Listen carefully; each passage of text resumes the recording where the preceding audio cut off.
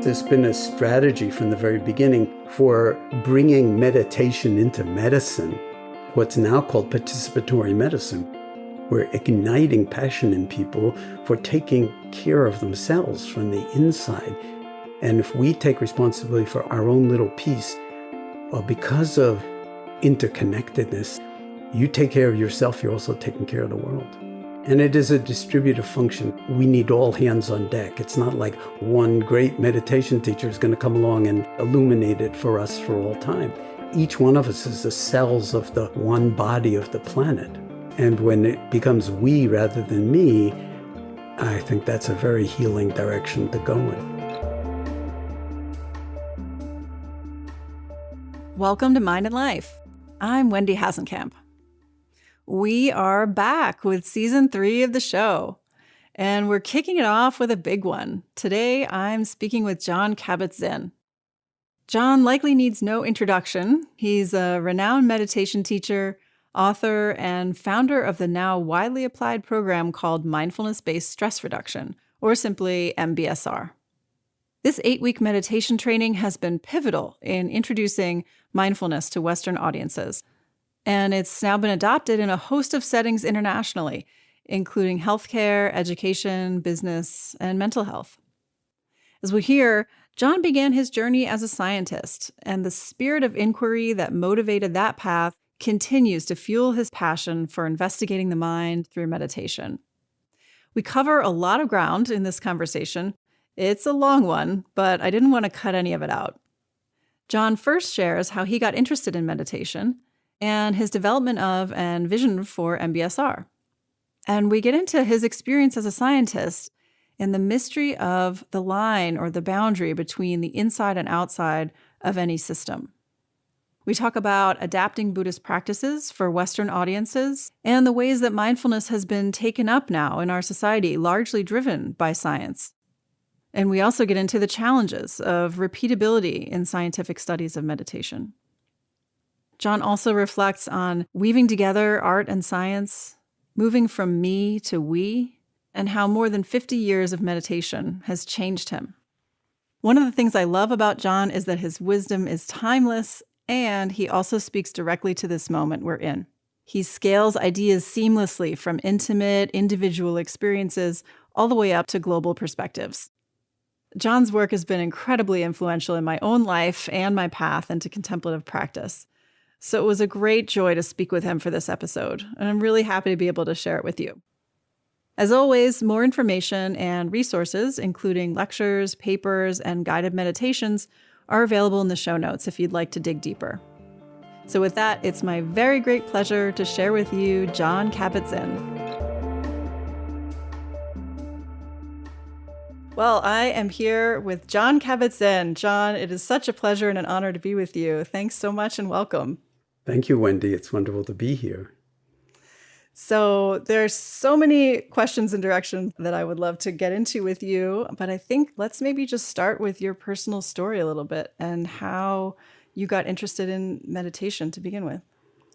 Well, my personal story is my least favorite part of all of this.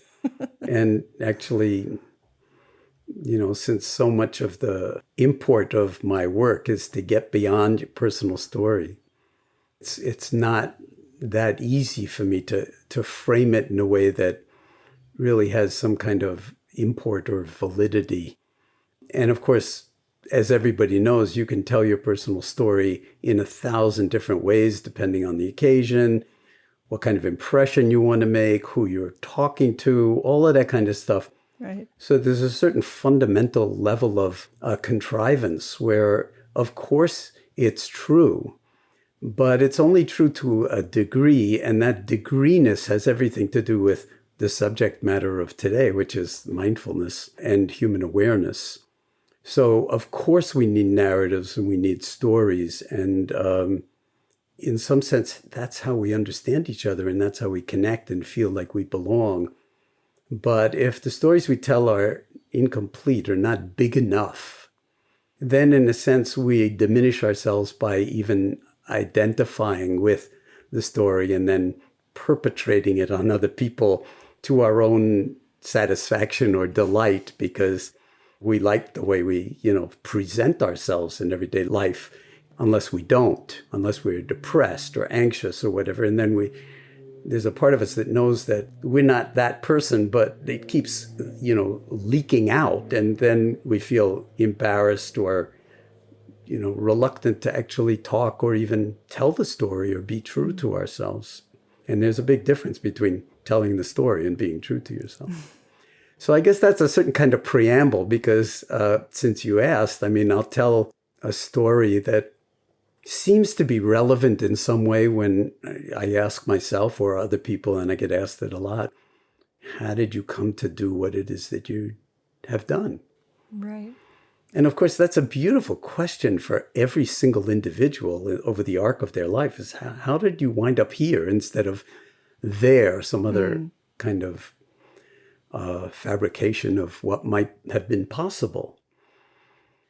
And so I sometimes start with the fact that, I happen to be born in a family where my father was a world-class scientist at Columbia University and, endowed professorship and professor in 4 different departments and, really what would now be called a molecular immunologist.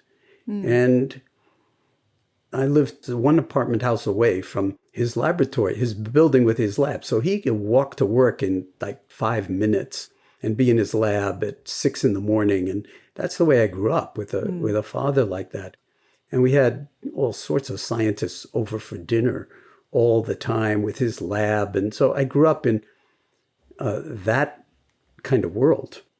And then my mother was a very enthusiastic and I would say intrinsically talented and fairly well-trained painter who painted only for herself and regretted the 1 painting she ever sold to somebody, even though she was incredibly prolific. So she did a lot of stuff in a lot of different forms and media and everything. And she also played the flute.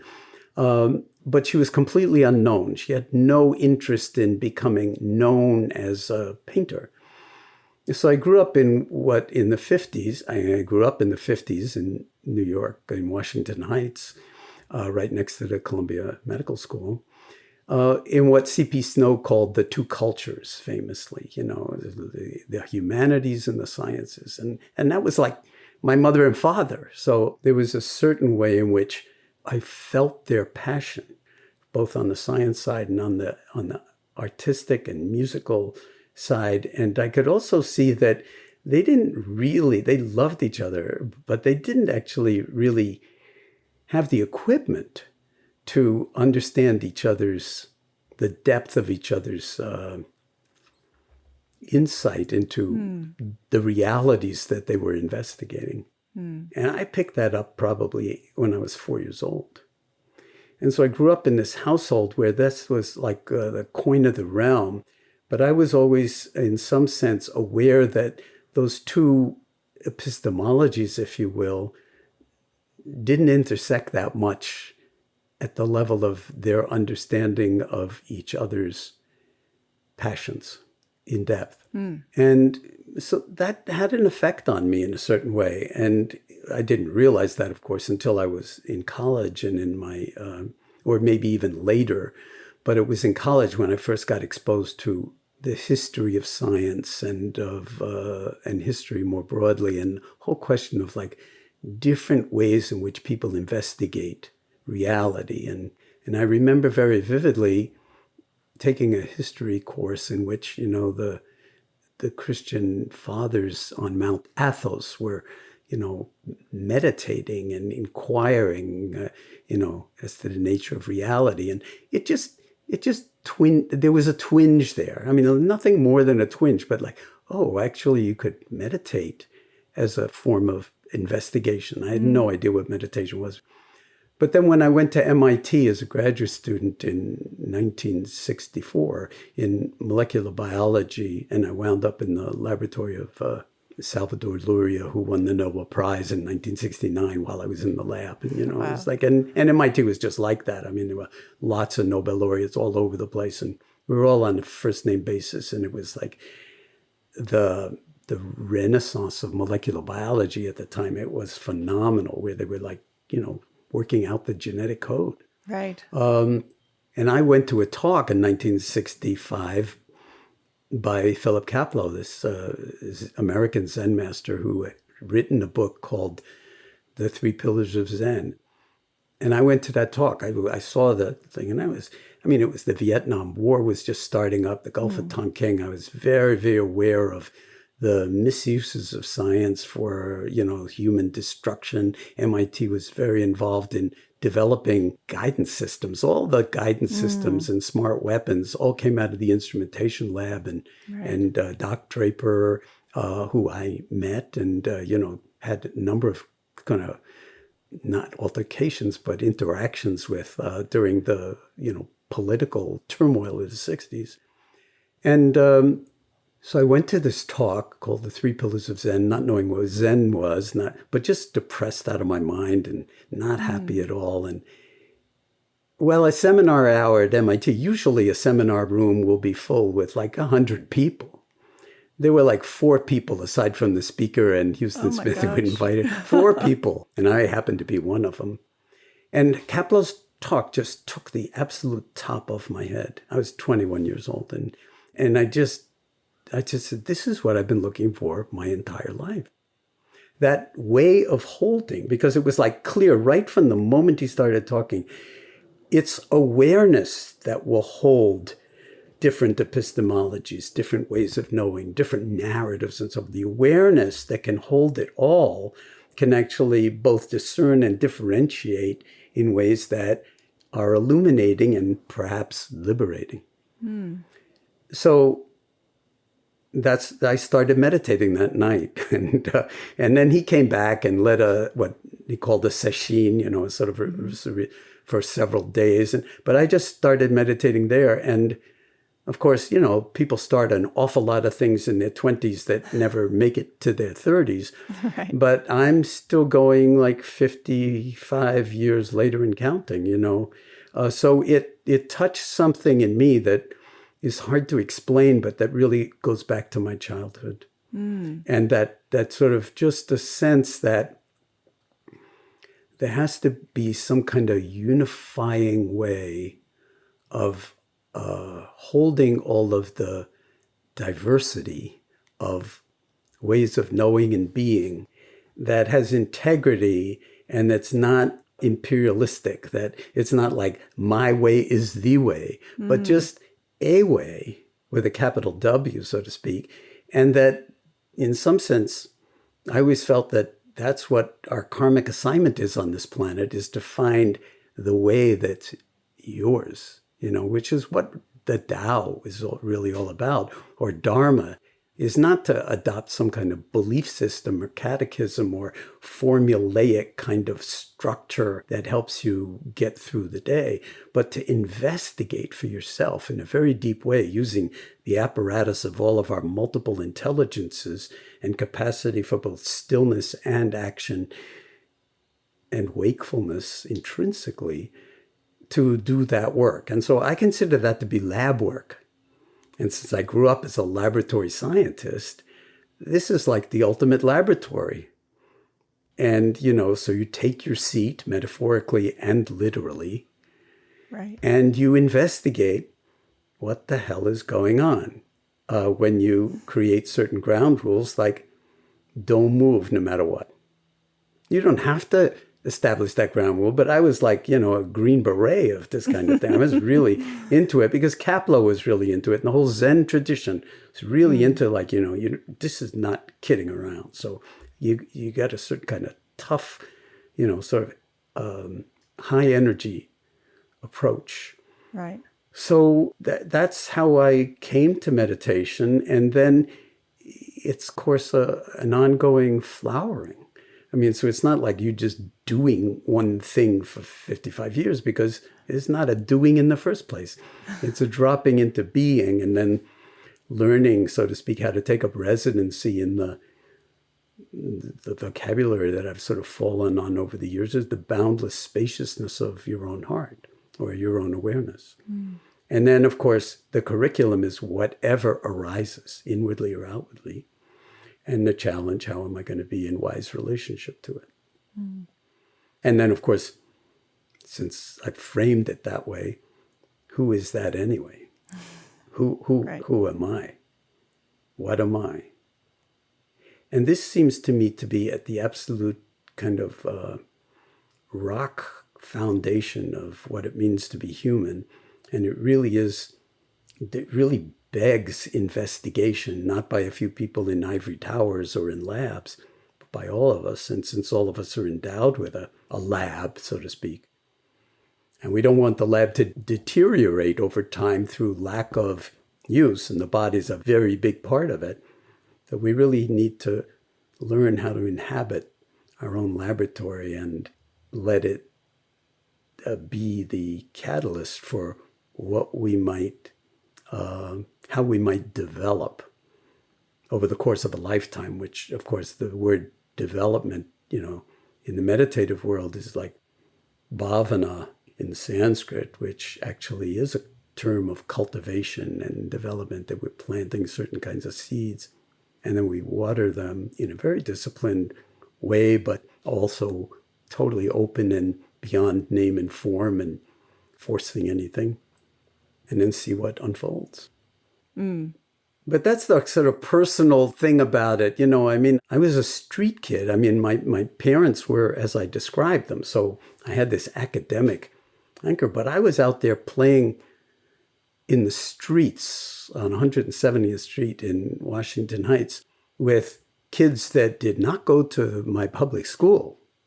They were all going to, the Incarnation or St. Rose of Lima, and they came from very, very different kind of working class Irish and Italian families. And, it was not easy to belong in that kind of environment without a certain kind of toughness that wasn't mere affectation, because it was like, I had to fight a lot. And I learned a huge amount from that. I couldn't have asked for a better environment in which to grow up. Somehow my parents just let me out on the streets forever and never monitored or followed up. As a parent myself, like I would never, ever allow that to happen in the 50s in New York City with everything that was going on, gangs and everything else. Right. But somehow, for me, it was the perfect karmic assignment, because I found out how people not like myself just lived and what their issues were. And I found a way to actually befriend and, and even in some fundamental way belong, even though there came a time when it became obvious that I didn't belong, that there were prejudices that were, sort of part of their own family, arcs, and they started to come out after years. But for, between the ages of like 7 and 15 or something like that, I was like a total street urchin. And then going home to conversations about art and science. Right. Do you feel like that toughness that you developed on the streets informed the way that you approached practice, or like the development of MBSR or any of your later work? Yeah, it did. Because it's like not kidding around. There's certain attitudes that develop from that. Some of the toughness, of course, I had to work really hard to get rid of. Just editing my language, my street language, when I went to college. It took a very long time to not intersperse every other word with, sort of the street language of the New York at that time. And it was just totally natural to me. I feel like, as I was suggesting, it taught me in a certain way that it was possible to be with virtually anybody if you saw who they were and you could relate to that part of them that was friendly.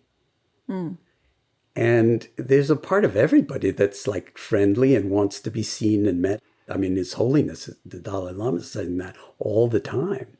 And he's serious about it, But when you get, sort of predisposed to seeing somebody through a particular kind of lens, you might disregard or be completely out of touch with that vulnerability in them, or that open, heartfulness in them. And because I grew up in that kind of environment, I think it gave me a real sense that I could handle anything. And again, in terms of the toughness, my first exposure to rigorous meditation practice was Philip Kapleau in the Zen tradition. And Philip Kapleau was like a drill sergeant of Rinzai Zen, so to speak. That's a whole other story, because I had certain kind of encounters with him around that, about how his toughness, I wound up rejecting it at a certain point. But there's a certain element of the discipline that always shaped me that is like, hey, we're not kidding around. Life is short. And the discipline has certain elements of payoff. So your motivation has to be profound to be able to deal with that kind of disciplined orientation. And then within the discipline, which is tough, huge gentleness, open-heartedness, and non-judging spaciousness.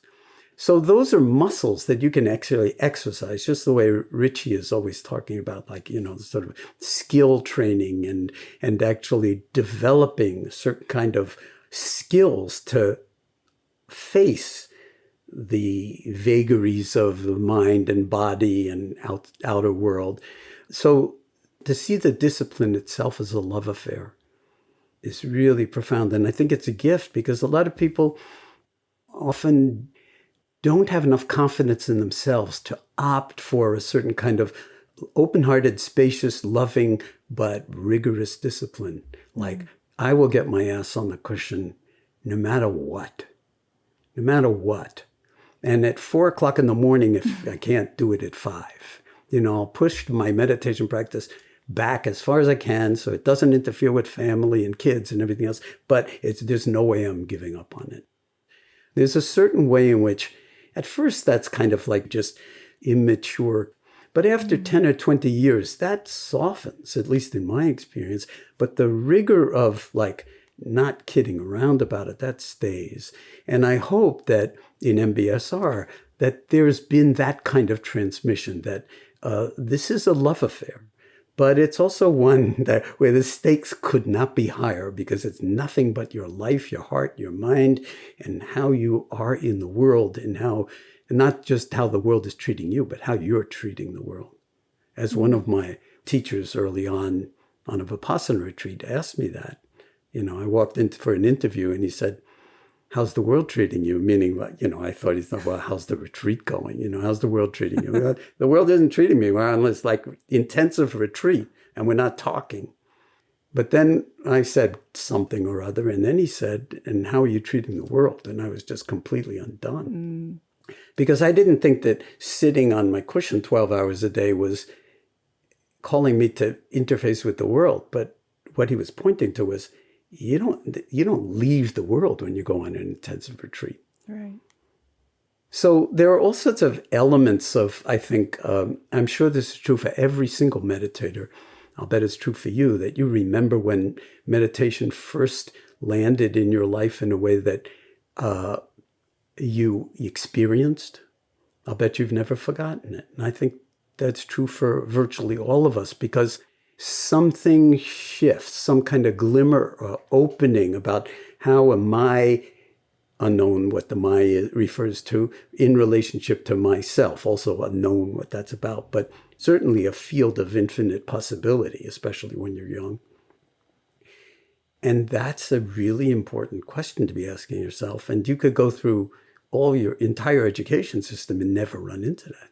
Right. And then now we know through your work and the work of thousands of people who have made this their career, that it's worthy of investigation through a lot of different scientific lenses. Because this practice, which from the outside looks a lot like absolutely nothing, you're just sitting there. And of course, that's not the real meditation practice. We can get into that. But let's say the sitting is still extremely important. Yeah. Whether you do it lying down or standing on your head or whatever. But, that's absolutely critical. But it can't be done with any kind of forcing or a gaining idea or attachment to the gaining idea, because of course you'll have a gaining idea about it. We're doing this for no reason, or we're doing this to get somewhere. And as soon as you really are caught in the virus of getting somewhere, you've shot yourself in the heart, not in the foot. And so this non-dual orientation to, this is like incredible discipline is required, but not for any kind of end result. That, in some sense, is totally disarming and invitational to inquire about what's not being recognized. And that's, if I'd found anything more powerful than this in my life, I certainly wouldn't be doing this. And the other point I want to make is I'm using the verb doing, but it's not a doing, it's a being.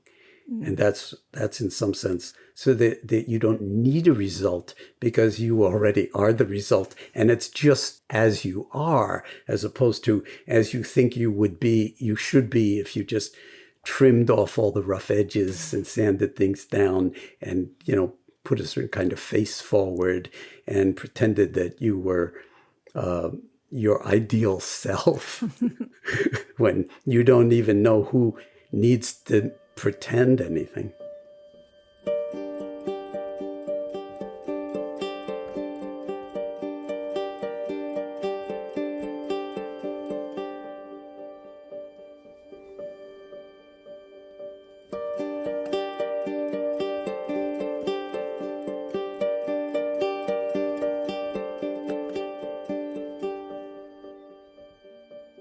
I'd love to unpack a little bit. So you mentioned MBSR, which is, of course, Mindfulness-Based Stress Reduction, which is one of the things I think you're maybe best known for, is starting that program. Can you talk a little bit about how you began to develop that and what your approach was and what you were hoping it would achieve? Yeah, it's not so much that I developed it. It just it came out of the koan of my life, in a certain point. It was like when I was like at MIT getting a PhD in molecular biology with a Nobel laureate. So on a certain kind of trajectory. And I was also meditating my butt off and asking what is my true way with a capital W. And I realized that like all the graduate students that I were with, they were like, all on the Nobel Prize trajectory.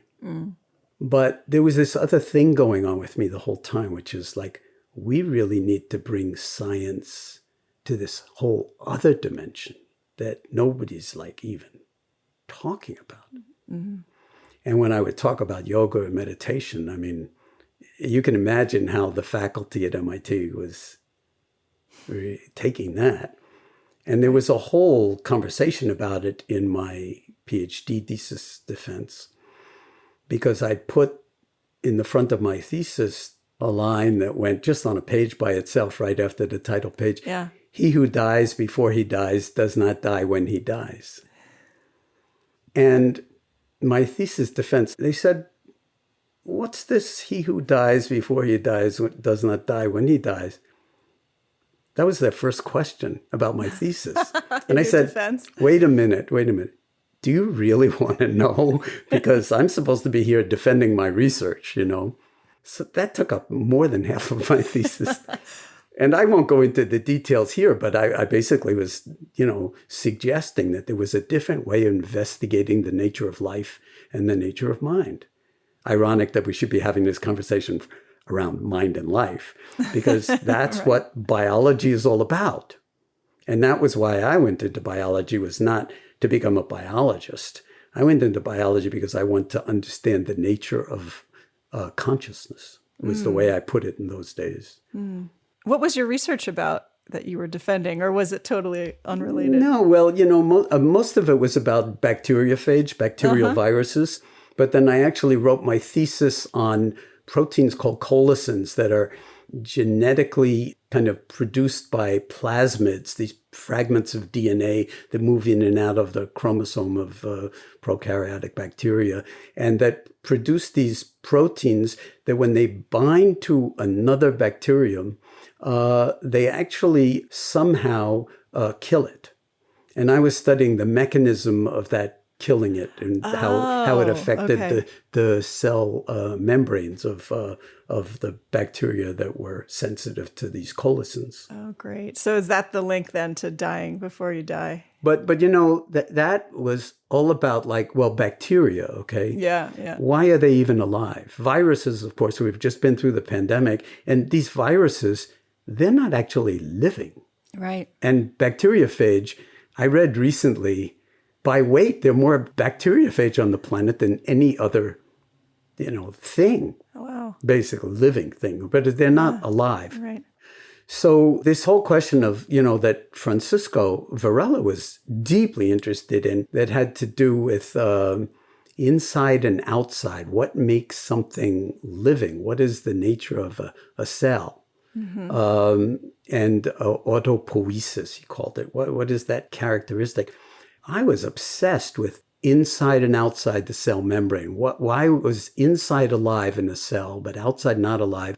And a bacteriophage would land on the receptors on the cell surface and then inject its DNA inside. And then the DNA takes over the entire machinery, as we used to say, of the cell and diverts it for its own purposes. That's what's still going on, with RNA viruses and COVID and everything else. And it's like, holy moly, this is phenomenal stuff.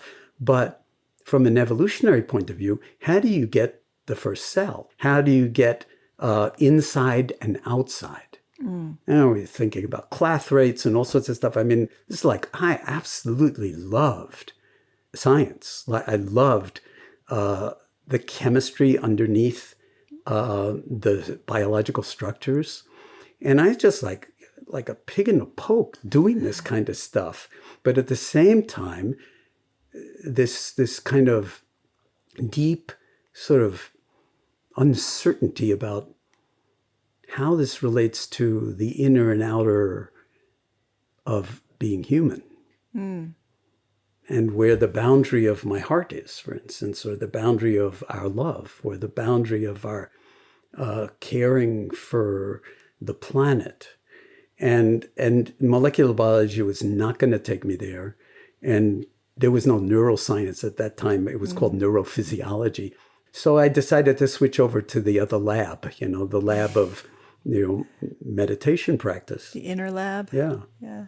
And then with the intention this would all come together. And so when I started MBSR, I knew right from the start, even though I'm not trained to do any kind of research with people, I was doing research on bacteriophage and E. coli, that I had to learn enough about how to do outcome studies with human beings that I could at least establish some kind of a priori validity for a training program for medical patients with chronic medical conditions in mindfulness to see what the various outcomes would be. And so that's what I did. So when you started that program, was it kind of equally the hope of helping relieve suffering for the people who were going through the program, as well as beginning the scientific inquiry? Totally. There was like the double-stranded DNA. You couldn't have one without the other. Because otherwise, let's say, we had really impressive results clinically happening with all these people that are falling through the cracks of the healthcare system. That's the way I saw it. And this is in 1979. Now, there aren't cracks in the healthcare system. There are Grand Canyons, chasms in the healthcare system. And the idea was, and I basically convinced the Department of Medicine that this would be a good idea. What do you do with all the people you don't know what to do with? Who are falling through the cracks of your own system that you don't even want to see anymore because Mrs. So-and-so is not responding to your medication. You suspect she's not even taking her medication, or you don't know what to do because she's got 20 different chief complaints. And I said, wouldn't it be helpful to have a clinic in the hospital where you send everybody you don't know what to do with? No matter what your medical specialty is, not just medicine, orthopedics, anesthesiology, chronic pain, neurology, headaches, GI for all sorts of irritable bowel and everything else. I mean, I just intuited that a lot of people were falling through the cracks of the healthcare system. And so I talked to a bunch of docs and said, like, would it be helpful if you had a clinic where you just sent all the people you don't know what to do with anymore? And then we would challenge them to do something for themselves that nobody else on the planet could do for them. I didn't bother saying, but it's not really a doing. But we will use these ancient, I would say, ancient, very venerable meditation practices and hatha yoga to see if we couldn't ignite a certain kind of passion in them for taking care of themselves from the inside in ways that we can't do just by administering medicine and surgery from the outside. And I tell you, the response when I started talking to people like the head of the primary care clinic and so forth, they said, I can think of 60 people off the top of my head that I would send you tomorrow. That was in 1979. Yeah. Wow. So I just said, okay. And I was the secretary. I did everything. I mean, there was nobody there except me. And, I put people into classes and then I taught them. Yeah. And I could tell within the first cycle that people were saying things like, this has saved my life. But a large enough fraction of those people were saying, this is fantastic. Well, it's like what's now called participatory medicine. We're igniting passion in people for taking care of themselves from the inside, so to speak, as a complement to whatever medicine can do for them from the outside. So there's that inside-outside thing again, on a whole other level from bacteria and bacterial viruses. Yeah. How did you go about, from what you had learned through the Zen tradition, and did you practice in other traditions before that time, or? Well, I got into hatha yoga in 1966 when I went to the Matson Karate Studio in Boston to train in Okinawan karate, which I did. I was very into martial arts, but they were doing something as warm-ups that I had never seen before. These were all like Marines that were just back from tours of duty in Vietnam. They were very tough guys, and they were into this Okinawan karate, which is all very hard martial art. You just bash everything and block with tremendous ferocity. But they were actually doing warm-ups, which turned out to be shoulder stand, the fish, the plow, headstands. And I go, holy cow, this is fantastic. So I got more into the yoga than I did the martial arts, although I did continue with the martial arts. And so I started practicing yoga right then and there, and I discovered this genius of a yoga teacher offering free classes in Harvard Square in the basement of a church. John Lauder was his name. He was an architect by day and a yogi by night. This is you got to imagine this in the mid-60s in Harvard Square. And there were hundreds of people in this class, almost all of them women, almost no men. And he was like a genius. And so, and he was teaching it, he wouldn't use that vocabulary, but he was teaching it in a very, very investigative, micro way that was really about mindfulness, not about striving or forcing yourself into particular postures so you could look good in your leotard come summer. But a lot of people were there for that purpose. Right. So all these threads seemed to come together so that it seemed like, well, of course we should have hatha yoga as part of it, because that's a one body door. And of course we should have sitting meditation. But of course, we have a huge number of people being referred from the pain clinic. They can't even sit for 5 minutes, never mind for 45 minutes. So let's start everybody out lying down. Let's teach lying down meditation. Well, that's a real high risk endeavor because, the first occupational hazard of any form of meditation is that instead of falling awake, which is the whole point, you'll fall asleep. Yes. But, it turned out to be a very good choice. And the body scan, which in part I adapted from what John Lauder was doing at the end of his yoga class. And of course, from Goenka's sweeping meditation, U Ba Khin's whole tradition of, very micro level scanning through the body after doing 3 days of Anapana, just breath awareness. So there were all these different doors, so to speak, that MBSR developed into the same room. So body scan, sitting meditation, mindful hatha yoga, and walking, mindful walking meditation. And to go back to your question, I trained with a number of different Zen masters, but I also trained once, Jack and Joseph and Sharon came back from Asia and started teaching what we called Vipassana in those days, or insight meditation. I started going on those retreats as well, and really exploring how the different traditions, all within the Buddhist Dharma umbrella, actually are very skillful at teaching in very, very different ways. And so MBSR is in some sense a synthesis of, a lot of people say, well, it's most like Vipassana, but if people want to do that, then my corrective would be it's Vipassana with a Zen attitude. But of course, people don't understand what that means when I say it. But what it's really pointing to is a kind of non-dual orientation that is really grounded in my own experience in the Heart Sutra and the sort of core teachings, form is emptiness and emptiness is form.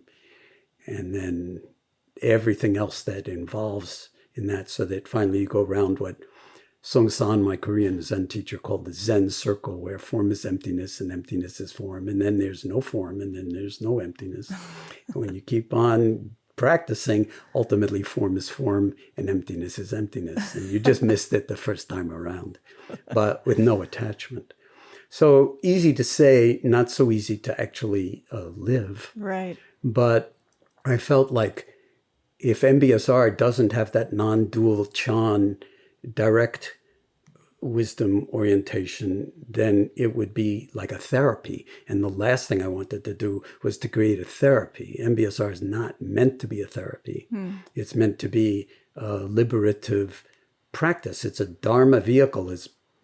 I say that, with some degree of trepidation, because who am I to say that it's a Dharma vehicle? But that was my intention, that it was coming from that kind of a place and not from a place of let's give people techniques that will help them modulate their stress levels or their pain levels just to get through the day. This was about deep insight into the nature of self and the nature of reality, and then trusting that each person would take that curriculum and be undone and redone by it, by that engagement, in a way that would generate, my shorthand for this is some degree of learning. Who am I? This person that has high blood pressure or chronic back pain and got referred to this crazy clinic with 30 other people sitting in a circle, all with unimaginably chronic, horrible conditions that nobody wants. And who am I underneath my diagnosis and my stories and everything else? And then what you see is that people were taking to this like ducks to water. Ducks to water. And it was like awe-inspiring to see. I mean, I learned far more, and I think this is true for all MBSR teachers and probably for all meditation teachers. We learn far more from our students than they learn from us.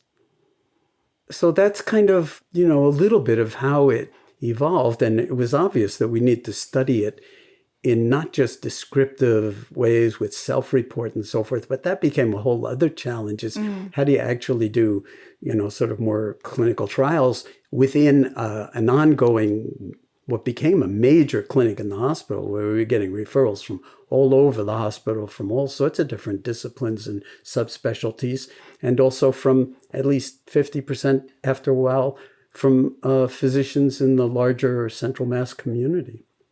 And it's been going now for 42 years, so uninterrupted, in spite of various ups and downs, but uninterrupted So it's an object lesson, I think, in a certain way in how, if the Dharma is kind of languaged and held in a certain way, it can feel like giving food to starving people, and exactly what people are starving for. In other words, food, nurturance of a certain kind on a very deep level, without a catechism, without a philosophy, without, some kind of dominant ideology that you have to buy along with it, or a religious perspective. But in the deepest of ways, really kind of an arc of people come, as I was saying, and they learn something, whatever it is, about themselves, about their body, about their breath, about their mind, about each other, because you hear what other people are carrying. Of course, the word carrying, is the root meaning of the word to suffer. Oh, I didn't know that. In Latin, it's to carry. So if you have 30 people in the room with chronic medical problems, and you look around the room and you've got what you've got, and you hear what they've got, all of a sudden you realize, holy moly, this is the human condition, writ large, but intimate, because these are real human beings with names sitting right across from you, and they're going to for the next 8 weeks. And what you have in common is we've noticed this from the very beginning, and we've never found any exception, whether people are brought in on stretchers or in wheelchairs or crutches or on their own, that there's not a single case in which somebody came to the stress reduction clinic and was not breathing. There was not a single case that somebody came to the stress reduction clinic and there was not a body. Right. So we start there. Yeah. It's the first foundation of mindfulness, the body. Yeah. And so there's a certain kind of intrinsic logic to the unfolding of mindfulness that's kind of no separation from, the 4 foundations of mindfulness. And then when that's done in a way that is non-dual, and where you have that Zen orientation of non-attachment to name and form, and noticing how, as a teacher, you yourself are getting attached over and over about wanting people to like you, or wanting people to feel better after a week or two of Don't you love meditating now? No, I hate meditating. And well, hating meditation is as powerful as loving meditation. Both of them are seriously suspect. Come back in 10 years and tell me how you feel about it. That, when you take that kind of, and that's a certain kind of tough angle to the whole thing, to go back to what we were talking about earlier. But when you take that kind of orientation, people feel seen, met, and respected in a way, because you're not forcing them to be other than they are, or dangling some kind of ideal out in front of them that they're never, ever going to actually attain. But on the other hand, to actually point out, there's nothing to attain because you're already whole, W-H-O-L-E, which is the root meaning of the word health, healing, and even holy, H-O-L-Y. So from learning, whatever it is that people learn, what does learning do? It catalyzes growth. We don't understand this even, there's even pedagogy. Why we bother learning anything? Why do we teach anybody? Because it's not just facts. This is like a computer can have all facts. But out of the facts, there's some kind of synthesis, some kind of growing. And out of that growing, especially when it has to do with life and death, and the breath and the body and the mind, and how the mind can be your worst enemy or your best friend, out of that comes healing, which in my working definition is coming to terms with things as they are. Okay? So that's a kind of koan. What does that mean? Coming to terms with things as they are. So it's not like getting rid of your pain, getting rid of your stress, living forever because you found the secret to longevity. And you start to talk about like telomeres and how I'm going to just keep my telomeres long forever. All of those are like important elements of this whole thing. But healing is like right in this moment. How are you in relationship to the actuality of what you're carrying? The good, the bad, and the ugly. Not just your medical diagnosis or psychiatric diagnosis, but the totality of it. And then the koan, who's carrying it anyway? And is that you? So that is actually liberative, that kind of healing. And it results in transformation. You are the same person you always were, and you're not. And I don't have to say that to anybody. I never say that to anybody. They say it to me. They say, I don't know what's happened, but I just am more comfortable in my own skin, in my own life. And I know something about my direction going forward while I have some years left or whatever it is.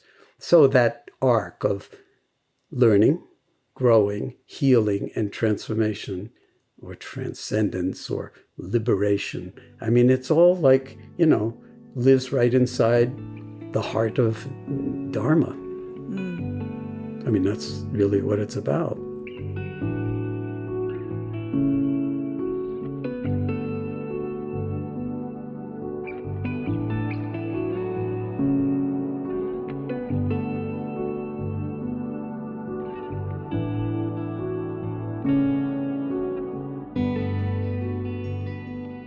One of the most incredible insights that I imagine you had early on, I'm curious when this came to you, but was to secularize these practices, right? And so you went through the process, I assume, of kind of extracting these insights. No, I didn't. Yeah, how did that go? And in fact, I've come, although I've used the word, and so don't take this as a criticism. Yeah, I've come to abhor the word secularizing. Well, please, nuance that.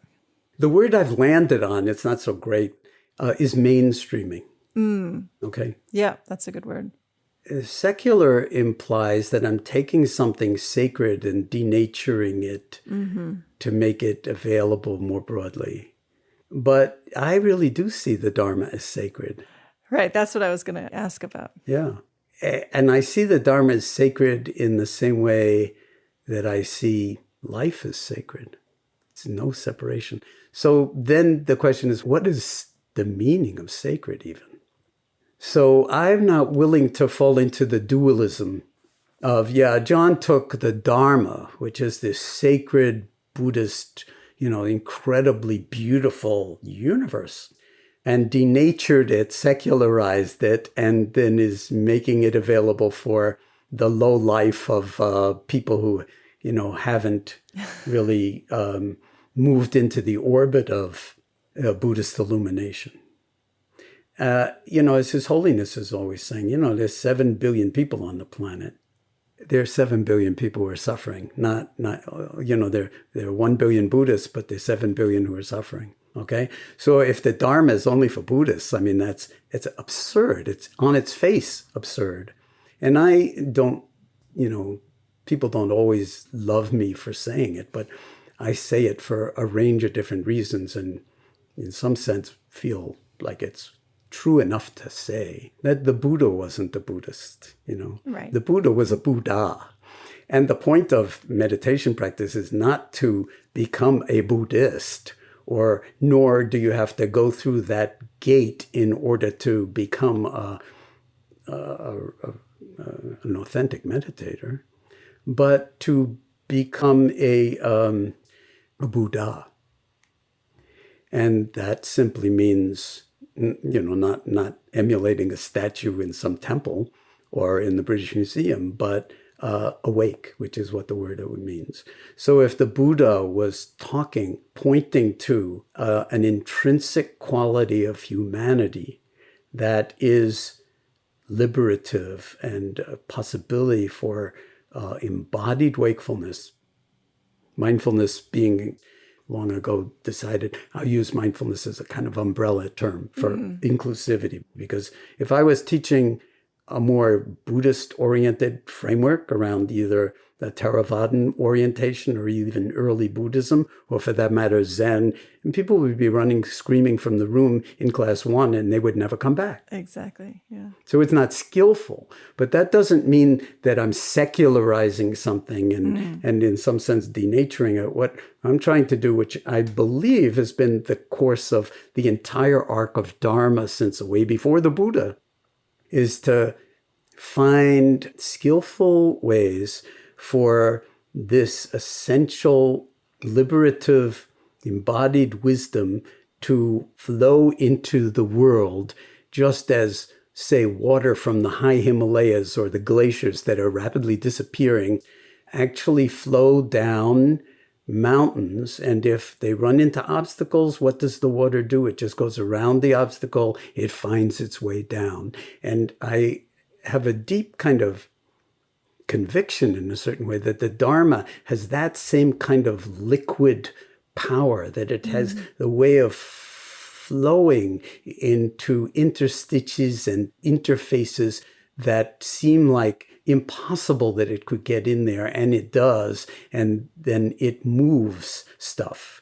And I think that part of what we're seeing with, you might say, the explosion of interest in mindfulness, even if a lot of it is hype and bullshit, frankly, there's a huge amount of it that is not hype or bullshit. And that's going to stand the test of time. Why? Because it's Dharma. And the other stuff, because it's just hype, sooner or later they'll be on to the next hype, sort of inducing thing, and everybody will forget about mindfulness, and it'll be so yesterday. And I can't wait for that day, because those of us who like care, who love in this way, we're not going with the next fad. Right. So in a sense, there's been a strategy from the very beginning for bringing meditation into medicine, since the two words sound exactly alike because they are from the same deep Indo-European root. And in that way, in 1979, the idea of bringing meditation into mainstream medicine, academic medicine, was tantamount to, as I like to say, the Visigoths are at the gates of the citadel about to tear down Western civilization. Yeah. Bringing yoga and meditation into medicine. Yeah. Harvard Medical School, UMass Medical School, Stanford Medical School, any medical school. Now, yoga and meditations in all of those medical schools and hundreds more, and nobody bats an eye. That's a huge cultural shift, or what I sometimes call an orthogonal rotation in consciousness. It's like nothing's happened, everything's happened. And the science has been an incredible driver of all of this, or catalyst of this, because for some reason, science is the religion of the day. Right. And so even if the science itself could be questionable, as many of our colleagues, point out, that there are various kinds of interpretations of the validity of, sort of even fMRI studies and stuff like that. But the overall preponderance of the evidence, whether you're talking about neuroplasticity, or you're talking about epigenetics, or you're talking about telomeres and telomerase, or all the other kinds of lines of evidence across all sorts of different ages and genders and diagnoses, the dominant kind of vector of evidence is that there's something here that's really powerful. And it needs whole other levels of scientific investigation, and maybe even technologies that we haven't yet arrived at. But that there is something here that's worthy of study. And if that's happened in a relatively short period of time, 40 years, that's like nothing. Yeah. So I sort of keep reminding myself, as I was once reminded by Harada Roshi, a Japanese Zen master, who gave me a poster on September 11th, 2001, when I was at his monastery on Whidbey Island. I was visiting with a bunch of people, and he gave us all a poster, Enzo. The circle. Yeah, Zen circle calligraphy. And underneath it says, never forget the 1,000-year view. So I went into teaching MBSR with the 1,000-year view, not having the poster or have met him, but just there was like, just out of my childhood, that this is, and I don't have to be attached to anything happening, any outcome, just be true to my own understanding. And then let's see if it becomes infectious in a positive way. So just like we've been through COVID, I think mindfulness is a kind of meme or viral element that of positivity, of transformation, of love, of illumination, of liberation, that it has its own kind of dynamic. So rather than us doing it, you could argue, and I do sometimes, that it's much more that the meditation practice is doing us more than we're doing the meditation practice at a certain point. And that it's gone through all sorts of, if you go back to the time of the Buddha and then through China and so forth, 500-year cycles of, sort of a renaissance and then decay, and then renaissance and then decay. But those cycles are collapsing. So in 40 years, the Dharma has actually moved into the mainstream in ways that were literally unimaginable in the 1970s. And what comes of it is not any one of us's responsibility. It's all of our responsibility. And there's no one way or one catechism or one voice or one hero. Exactly the opposite. Deep, deep listening to what the world is calling for, where the suffering is coming from, where the beauty lies even underneath and inside the suffering. That's the practice. And then whether it's MBSR or MBCT or MB je ne sais quoi, it in some sense doesn't matter. And all of those, to really be effective clinically, the teachers have to reach a point where they're no longer following a curriculum. They're no longer following a catechism that is limiting. It doesn't mean that there isn't a curriculum, but what is the curriculum becomes a Zen koan. Right. What is the true curriculum? And if you walk into class 1 or 2 or 3 or 4 or 5 or 6 or 7 or 8, and you impose what you planned for that day, you've just missed the boat. You have to hold in mind what might happen during that day, but then within the context of whatever is emergent. And then your wisdom is what does all the work. Your compassion, your sensitivity, your kindness, your deep listening, and your practice, ultimately. Yeah. That's what winds up doing all the work. And then you get a class out of an infinite. When you walk in, any teacher knows this. You walk into a classroom, but let's say an MBSR, a mindfulness-based classroom. And of course, you have some idea of which class it is and what the arc of the curriculum, the explicit curriculum is, but then there's the implicit curriculum. But you walk into the classroom, there are an infinite number. It's just like the collapse of the wave function in quantum mechanics. Before you walk into the classroom or as you're walking in, there are an infinite number of classes that might unfold. But when you walk out of the classroom 2.5 hours later, that infinitude of possibilities has collapsed into the class that you got. Yeah. And there's an art to that. There's a beauty to that, that when the teacher is sensitive to it, then the teaching's not coming out of a book, out of what they, so facilely at the NIH call a treatment manual, where you just like from the book to the, I'm teaching out of the treatment manual. Yeah, but that's not mindfulness. You can't teach out of a manual. This is the manual. The human heart is the manual. And all of your life up to that moment informs the curriculum. That's so interesting. And I'm thinking about what you said about science and, of course, being one of the major drivers of how this has been taken up in the mainstream.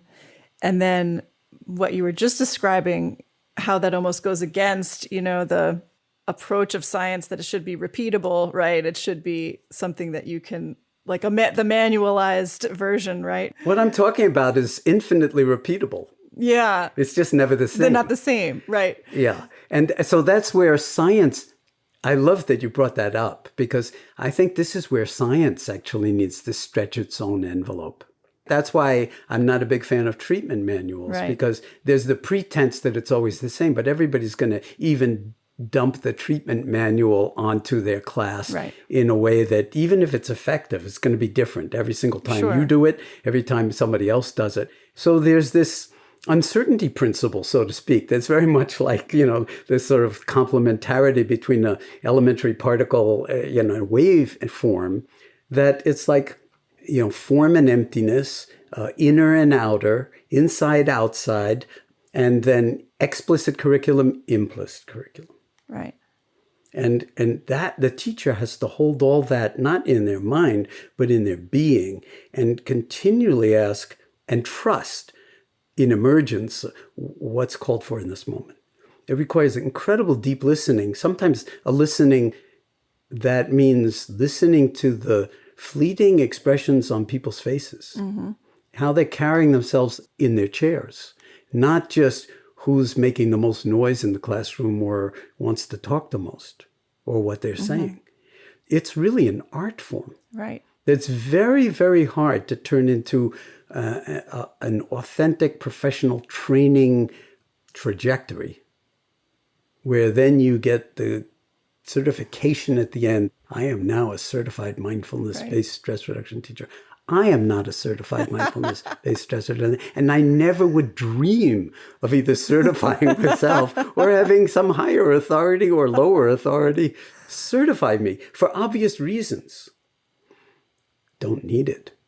Now, if it's skillful to be able to convince an insurance company that you're not some, sort of buddy just off the street who's making this stuff up and a complete charlatan, yeah, I understand that framework. But if that framework winds up coloring the ethic and the culture, then that's the kiss of death. So this is actually a big koan of its own, is how to transmit this through the generations going forward. And I feel like that's where all of the traditions can collaborate and contribute. I mean, I have, friends and colleagues around the world who are Buddhist monks living in monasteries teaching MBSR.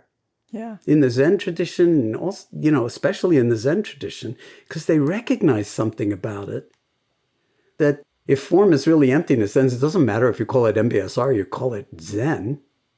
It's like, what do people most need in this moment? And then how do you frame it in a way that there's no separation between the classical texts and the actual curriculum of MBSR? And they're doing that kind of work. I mean, they're a lot younger than I am, and I don't know how it's all going to unfold, but I think it's kind of interesting that it's come to that, where it's not like, oh, we're just taking this stuff from Asia, but actually Asia is very interested in adopting it, both from the side of the classical Buddhist lineages and also in terms of like Chinese medicine, the Chinese Academy of Sciences. I mean, they really care about this in a deep way. And there's a lot of potential, I think, for a flowering, a flourishing. I know that Mind and Life loves the language of flourishing. But I think this flourishing is a certain kind of flowering of what's deepest and best in us as human beings. You don't have to call it Buddha nature or true nature for that matter, but let's call it don't know. Let's call it not knowing mind. And an open-hearted spaciousness, so there's no separation between mindfulness and compassion. It's, as they say, two wings, one bird. And I would say that this is either going to, hopefully does, lead to a certain kind of renaissance where we wake up as a species, which we have to. And actually, the name we gave ourselves as a species is all about wakefulness, and meta-awareness, awareness of awareness, Homo sapiens sapiens, a double dose of sapere, which means to taste or to know in that kind of way through direct experience. So I would say that, now that it's not just MBSR for individual people falling through the cracks of the healthcare system, it's like the planet is falling through the cracks of the human system. And we've given it a fever. We are extracting resources both from the earth and from each other in ways that are incredibly violent, dominating, and ultimately disease-causing. Dis-ease and disease-causing.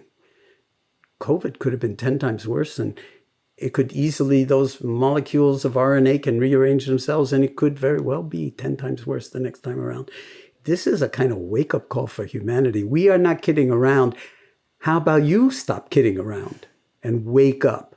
So that would be like a universal Dharma renaissance, expressed through tech, through biotech, through everything, but with humanity at heart rather than capitalistic sequestering of unimaginable amounts of money, while most people are like so poorly resourced, even as the pandemic showed, in terms of food, in terms of housing.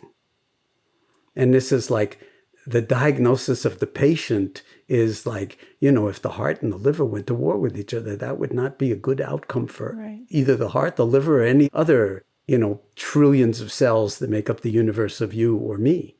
So we know enough about medicine to actually apply medicine to the world now. And mindfulness and Dharma, a universal Dharma articulation, I would say,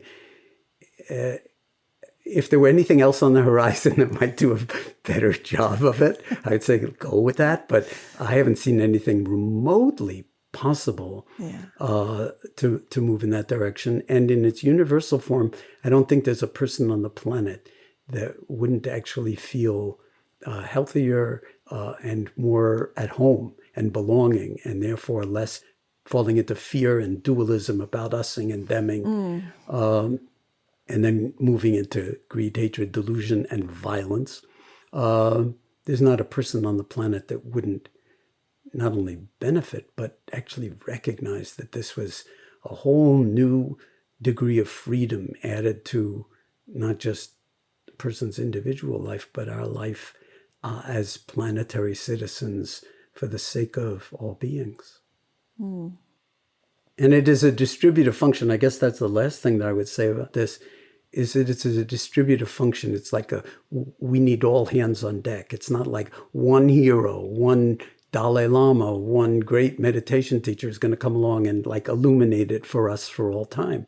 Each one of us is the cells of the one body of the planet, the body politic in a way. And if we take responsibility for our own little piece, because of interconnectedness and quantum entanglement or whatever else you want to bring into the mix, you take care of yourself, you're also taking care of the world.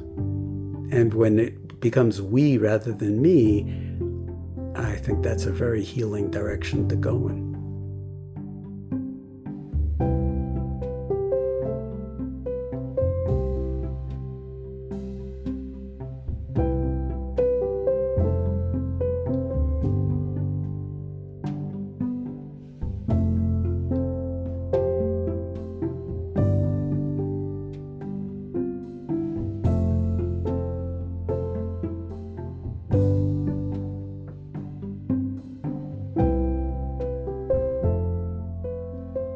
I would love to talk a little more about that. You've mentioned the self and kind of who are you really and who is there, and now talking about using and theming, and this kind of division between self and other seems to be such a, I'm sure it's been a prevalent problem throughout human history, but it seems very poignant and relevant right now in this moment. So I'm just wondering if you could say some more about the role of mindfulness as it relates to our concepts of self and other. I really appreciate you asking that. And of course, I've talked an awful lot, so things can get lost. That's one thing that should not get lost.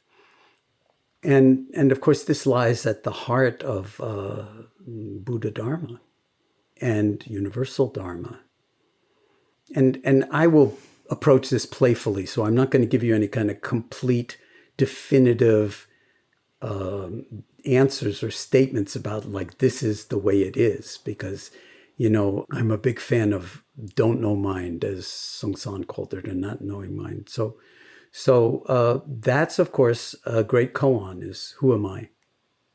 Or what am I? And that was Ramana Maharshi's when he was 16 years old, and he lay down in a casket and pretended to die, to just investigate that, looping back to my thesis defense and he who dies before he does. And he lost his, what you might call small self, or any sense of like, just being an ordinary 16-year-old boy. And he just moved into a whole domain of boundless, open-hearted spaciousness. It's a classical example, but it's only one of an infinite number in the literature. It's very contemporary because he lived throughout the 20th century. So the way I sometimes approach it practically is I'll say things like, make a joke out of it and say, well, I will ask like a room full of people, like 100 people, 1,000 people, how many of you are breathing? And, 100 or 1,000 hands will go up. And I said, now let's be real about this, okay? Yeah, we say I'm breathing, but if whoever you are, if it was up to you to be breathing, you would have died a long time ago. You would have gotten distracted, got a text, whatever. Whoops, dead. So, and besides, we breathe through our sleep, right? So when we say I'm breathing, it's a certain kind of semantic convention, but we have no idea who that I is, who the personal pronoun is, what we're claiming. Because, the way it's structured, the collaboration of the brainstem and the phrenic nerve and the diaphragm, yeah, you can hold your breath for a period of time, but you can't auto-suicide by holding your breath. You're not allowed anywhere near the real regulatory, controls of breathing. Heart rate, heart contraction, even more so. So when we say I'm breathing, we don't know who that is. We say my breath, we don't know. When we say my body, who's talking? Is it the body talking? Is it somebody other than the body that's claiming this is my body? So this is like elementary stuff. I mean, it's kindergarten, but it's like really important to begin to inquire and investigate these personal pronouns. Who do I think I am? And that's why I started out saying what I said when you asked me about my personal story, my story. and how easily we can shape it in any number of different ways, including into utter depression, because, depression is actually a disease of thinking. And mindfulness-based cognitive therapy, and John Teasdale and Mark Williams and Zindel Siegel have shown this like dramatically, that it's a disease, it's a pathology of thought. And when you begin to regulate that thinking so that, then you can ask who's sad, who's depressed. And then all of a sudden you can ask yourself the question. It's like, here's the laboratory. You've got your own laboratory. Okay, let's investigate the thought, I'm depressed. And it comes with all sorts of feelings in the body. And then, okay, can you hold that in awareness? Now, can you investigate, like with a microscope or a telescope or whatever scope you want? Is your awareness of your depression depressed? And let's call it your depression as opposed to just whatever it is. But is your awareness of your depression depressed? You immediately know that, no, it isn't. Is your awareness of your anxiety anxious? No. Is your awareness of how much pain you're in at the moment, either emotionally or physically, in pain, suffering? No. I mean, so immediately you realize there's more to this whole story than we learned in kindergarten or in graduate school for that matter. And we can investigate it. We can exercise the same kind of scientific rigor that we would bring to the laboratory, to this laboratory. And then there's this whole poetic element of it, where I like to use poems to actually evoke this in people, because I'm not going to give big lectures on the philosophy or the nature of self, because it's boring for most people. And it's also then, it would sound like I have some axe to grind and now I'm attached to no self, which would be just as pathetic as being attached to the story of me. So the two poems that I like to use, almost like a hydrogen molecule, H2. So you've got these two protons and you've got this force field of electrons between them. And it's pretty powerful. And there's more hydrogen in the universe than any other element. These two atoms would be Emily Dickinson and Derek Walcott. You probably know both these poems. But if you don't mind, I'll recite them. Yeah. So this is Emily Dickinson. And I usually preface it by saying, well, Emily Dickinson, like no one ever did poetry like she does poetry before or after her. Okay, and you have to listen very, very carefully. And it's hard for people who don't have English as their native language, because they don't know that it's just as hard for people who do have English as their native language. So here goes. Me from myself to banish, had I art, impregnable my fortress unto all heart. But since myself assault me, how have I peace except by subjugating consciousness? And since we're mutual monarch, how this be except by abdication, me of me. That bears repetition any number of times, so I won't do it. But, that me from myself to banish, who hasn't done that? Like, who is the true you? The real answer, to the koan, who am I, what am I, is don't know. The not knowing is the embrace. And the knowing of not knowing. This is so important for science too, because anybody who gets caught in their own models of thinking is caught and doesn't see the one thing lying outside the model that might open up the whole thing to a new insight that connects all the dots. And you say, well, why didn't I see that? Well, because maybe you were too attached to the thought stream itself, and you didn't see the spaces between the thoughts. The rest between the notes, as Rilke said. I won't get into Rilke today, but again, there's so much in this. So then the other poem is, the other pole of the hydrogen molecule is Derek Walcott's Love After Love. So again, it's a dualism coming back to no dualism, because we separate what was never really separate. So this is how he frames it. The time will come when, with elation, you will greet yourself arriving at your own door, in your own mirror, and each will smile at the other's welcome and say, sit here, eat. You will love again the stranger who was yourself. Give wine, give bread, give back your heart to yourself. To the stranger who has loved you all your life, who you have ignored for another, who knows you by heart. Take down the love letters from the bookshelf, the photographs, the desperate notes. Peel your own image from the mirror. Sit. Feast on your life. Beautiful.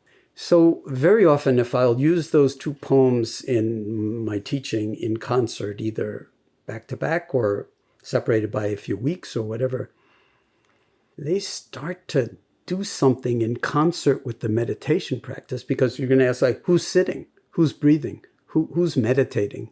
Who thinks they're getting somewhere? It's like a can opener. It just kind of takes the top off and it undoes the usual habit patterns that wind up creating the fabric of selfing, the habit patterns of selfing, where we generate stories that may be true to a degree, but they're never true enough, and they're never big enough. And that's why silence and the poetic imagination are so intimately associated. That, silence itself is in some sense the greatest poem, silent wakefulness. But in the Zen tradition, all of the great Zen masters were poets. And sometimes it was only one word or one line, but it was like left enormous space for the mind of another to resonate and be illuminated. And it's like, this is true, I believe, although I'm not aware of old traditions, of all wisdom traditions, that there's a certain way in which it's just looking in the mirror of our own mind, when it's willing to be, as Sharon Salzberg said in one, the title of one of her books, with your heart as wide as the world. And that would include you, don't exclude yourself in this, which means even my totally unworthy, damaged, whatever narrative you want to, include, including traumatized self, when even that is not your true nature. Whether it's trauma, whether it's depression, whether it's, chronic pain conditions or whatever, we have to begin to inquire, what is holding the pain? what's holding the scars. And what's holding the scars is not the scars.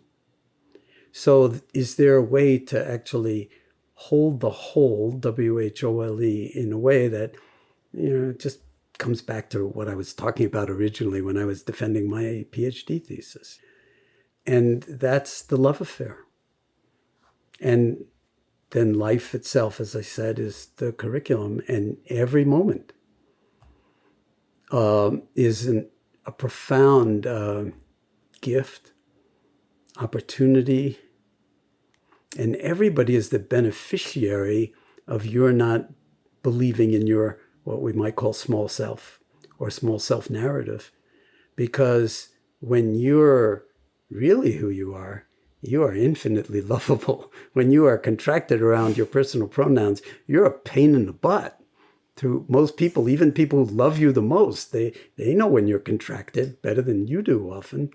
And so that's really an important element of all of this. One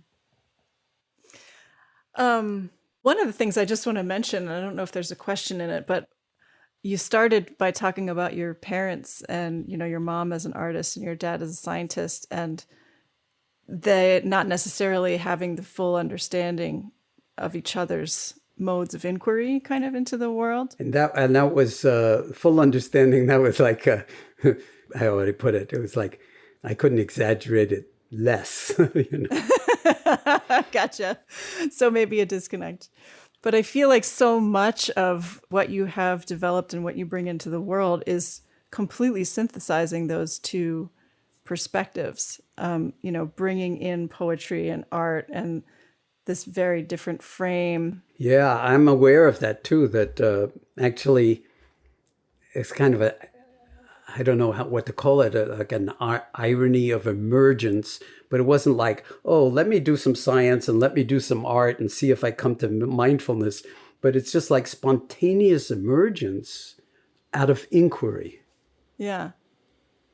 I think it's beautiful. Yeah, it's such a holistic inquiry, I guess, is what it feels, bringing these different lenses. And that's such a part, I think that's a part of contemplative science too, right? Is bringing these different perspectives onto the mind. Yeah. And it's everything. It would be music. It would be, and again, I'm also very well aware that I'm, at this particular time, that I'm talking from a certain age, certain cultural arc, certain, sort of racial characteristics and so forth, using certain kind of language. And that what I'm trying to point to is something that's universal and that has profound implications for people who, from all over the world, who don't look like me, who don't think or talk like me, but have their own ways of thinking and talking and loving. And that I really do see this as universal as gravity, that wherever you go on the earth, then gravity is exerting itself. And, and of course, mindfulness is as well in a certain way. And so we need to treat other expressions of mindfulness with that kind of gravitas, to play with the words, and then really recognize that this will not look one way. That if it looks one way, then it could be very easily seen as sort of culturally reduced to particular groups of privileged people who do it this way, whereas I see that it has everything to do with the full dimensionality of our humanity, and more like His Holiness, like there's 7 billion people on the planet. He doesn't necessarily talk about different races and the Tibetans versus even the Chinese. I mean, that like he recognizes that humanity underneath all of the animosity, the differences, the genocides, the horrors, enslavement of people, and historical generations of that, of genocide of the native peoples of this continent. This, if we're not mindful of that, then we're turning away from something that's actually part of the landscape. Just the way, if we're not mindful of where the glaciers have gone, we're turning away from the actual part of the landscape. So the curriculum of mindfulness is boundless. It's infinite. And the reason it's so important is because our default mode, to a very large degree, is blindness. We default to our own comfort zone in thought or in the language that we grew up with the parents that we grew up with, and the households that we grew up with. And we don't realize there's insane beauty in all languages, in all households, in all cultures, in all skin colors, in all traditions. So this is another part of the curriculum for this moment, is that, the chickens are coming home to roost on a lot of different levels, not just global warming, and wealth inequality, racial injustice, social injustice.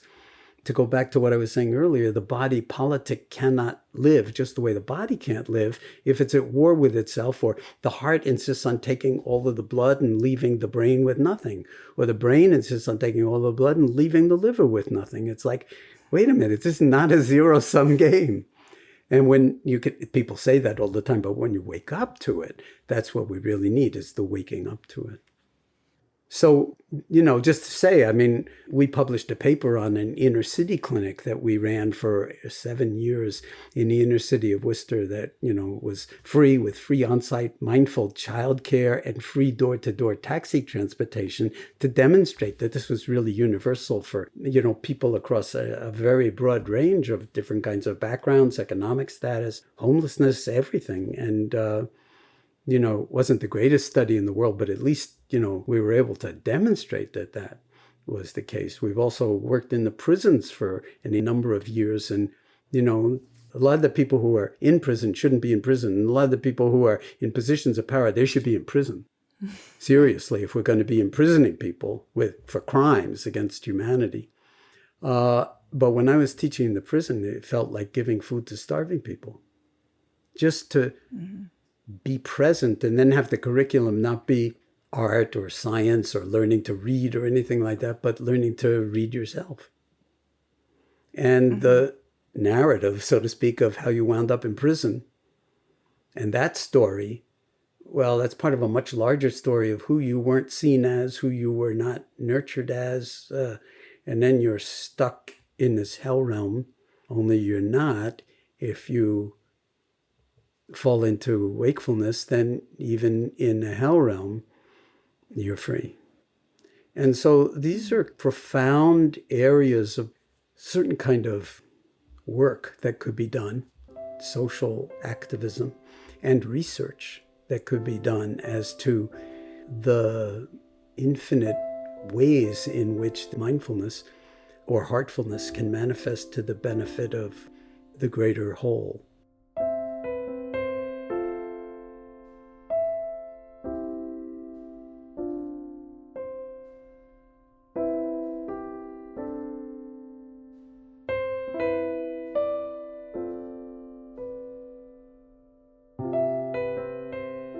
At the risk of asking another personal question, getting into your story. No, I'm just curious. Obviously, you've been practicing mindfulness for so much of your life, but can you articulate how it's changed you, or maybe continues to change you?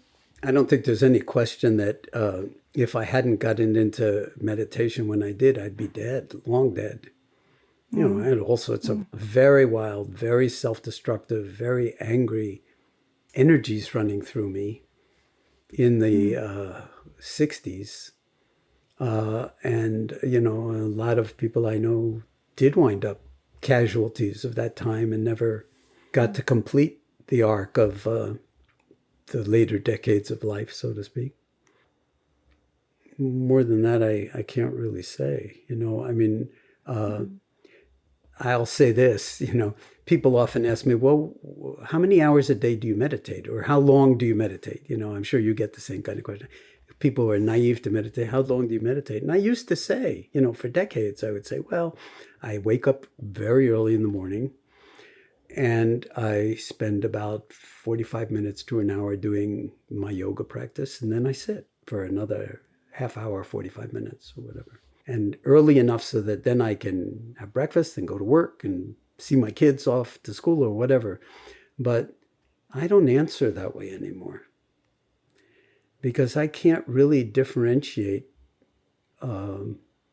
formal practice from life itself anymore. Yeah, I still do the formal practice, but I don't want to answer the question like how many hours I do formal practice or what other people would think of as formal practice. Because if I'm spending 4 hours with my grandchildren, I feel like, that's as much practice as anything else. Or taking a walk with my wife, or making dinner, or for that matter, doing my taxes. Or, it's like that there's no moment of the waking day, at least, which isn't at least available for us to show up in. Mm-hmm. And that's kind of the way I see it. But I also feel like at a certain point, the sort of paradox of self and other, that it's not clear whether you, whoever you are, is stretching the envelope or the world is stretching your envelope. But there's a lot of like fungibility and room for profound creativity, even in the face of what I called back in 1990, when my first book came out, the full catastrophe of the human condition. And, I think if people didn't understand that title in 1990, after this year of pandemic, they have a little bit more of an inkling of the full catastrophe of the human condition, and how it's not a prescription for despair, but an invitation to meet it with the full repertoire of our human endowment that has never, ever been fully defined or circumscribed. And I just love that, because it's not circumscribable.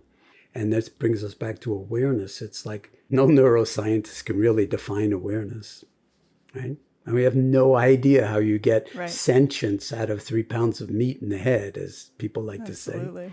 So out of 86 billion neurons and trillions of neuronal connections and so forth, but all cells, you get experience. And this is where Francisco Varela's work and, so much of the work of mind and life and neurophenomenology all comes together. But it's a profound mystery. And Chomsky would say it's kind of a mystery that, and Chomsky's, fairly sophisticated in this domain. There are certain domains of human experience that are simply going to be mysteries. They'll never be illuminated by science. And that's okay, because we're biologically, in some sense, limited by having evolved this way rather than some other way. So it's conceivable that there could be other forms of cognition or sensation or whatever that we just, until aliens come from, some other planet, but it's true on this planet as well. So rather than put ourselves at the top of some evolutionary, sort of narrative that we build for ourselves, that we begin to really inquire about the opportunity that this level of consciousness has to keep the fun going on planet Earth while we have the chance. Yeah. It also strikes me in a different note, but I wished I'd looped it in earlier, that talking about spin-offs. So from MBSR came mindfulness-based cognitive therapy, and John Teasdale is coming out with his own book soon about his understanding of mindfulness based on a very interesting theory called interacting cognitive subsystems.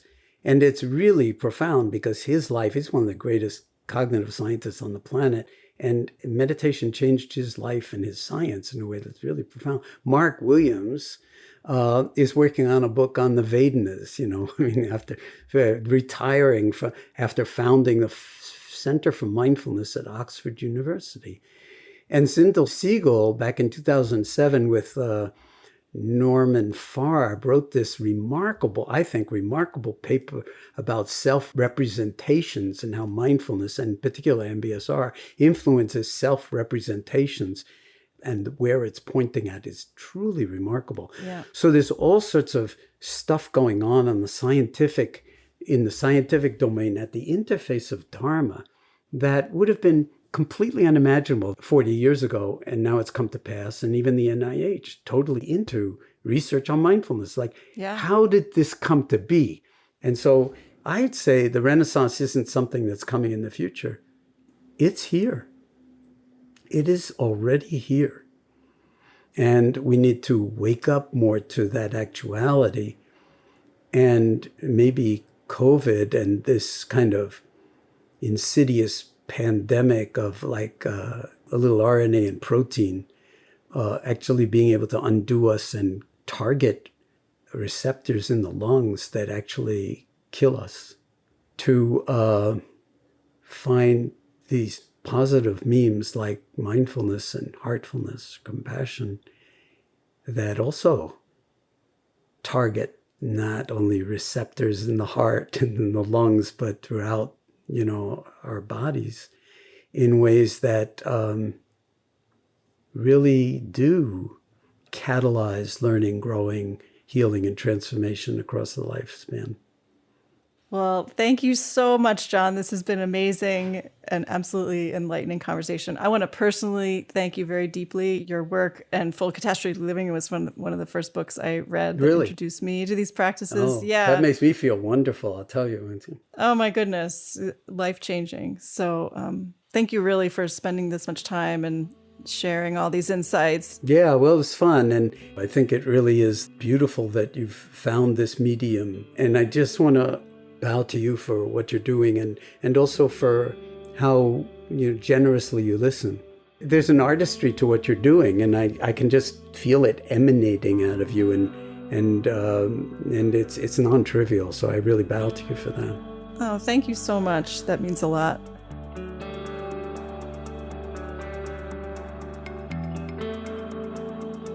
This episode was supported in part by Inspira Health. Show notes and resources for this and other episodes can be found at podcast.mindandlife.org. This episode was edited and produced by me and Phil Walker. Music on the show is from Blue Dot Sessions and Universal. If you enjoyed this episode, please rate and review us on Apple Podcasts and share it with a friend. If something in this conversation sparked insight for you, we'd love to know about it. You can send an email or voice memo to podcast@mindandlife.org. Mind and Life is a production of the Mind and Life Institute. Visit us at mindandlife.org, where you can learn more about how we bridge science and contemplative wisdom to foster insight and inspire action towards flourishing. There you can also support our work, including this podcast.